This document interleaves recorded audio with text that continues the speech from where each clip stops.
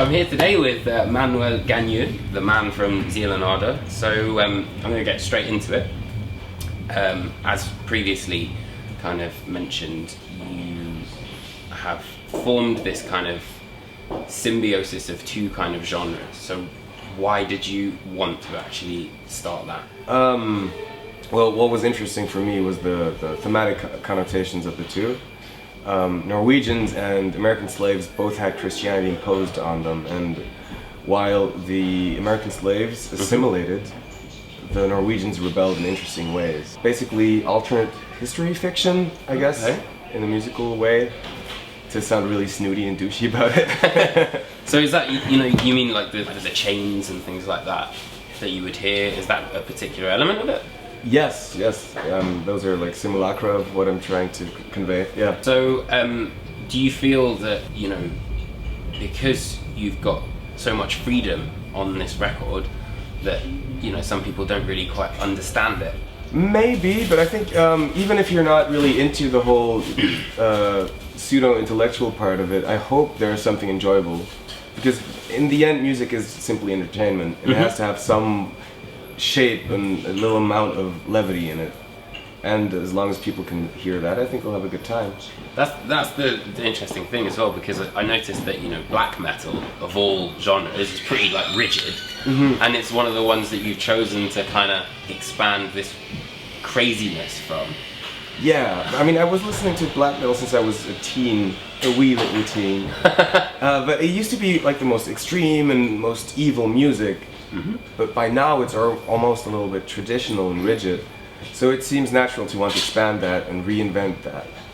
Okay. Not everyone will agree, so yeah. Well, it's definitely reinventing it. The actual album, it has a rough kind of concept about it, doesn't it? Which is to do particularly with Satanism and also Robert Smalls as well.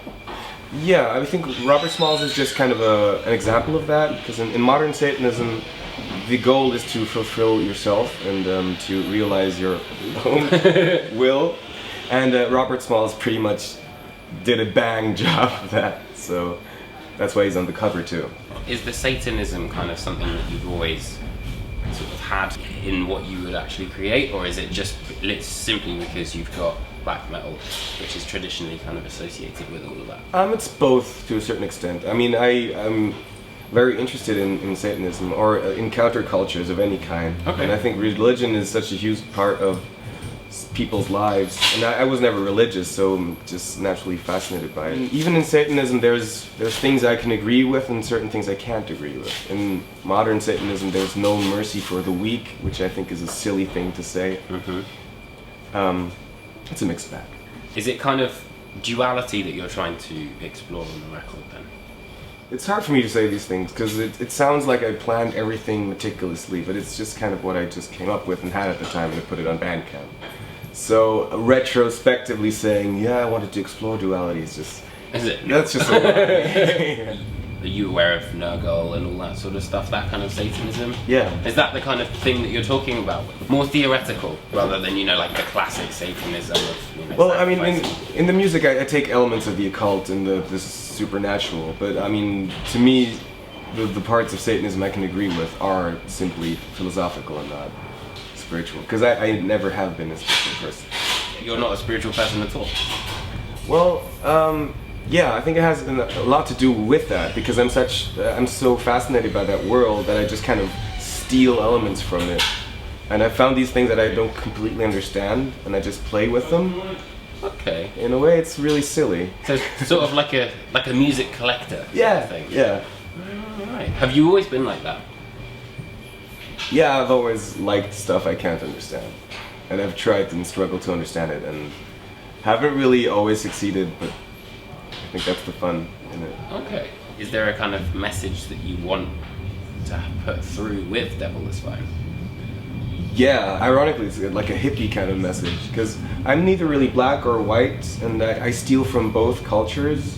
It's kind of a showcase of you could still sound good together, and culture or music or anything like that isn't supposed to belong to a certain creed of people or group of people. It should be open, which is also why I have a big problem with the term of cultural appropriation in certain cases. What was the actual story behind Robert Smalls then? He was a slave who freed himself, went on to free other slaves, and even became a politician, which was nigh impossible for a black person in his time. So he's just kind of a great example of self-fulfillment and achievement. You mentioned, like in a parallel sort of universe. What do you think would have happened if he was a Satanist? I don't know, I don't think he'd have such a great run in politics at that time. So what do you personally think of, I was going to say black metal in 2017, but music in general in 2017? There's so many things being created and so many experiments being tinkered that I giggle a lot when I listen to music because it excites me that it's something new. Okay. So I'm very optimistic. Is there anything in particular that's been making you giggle recently?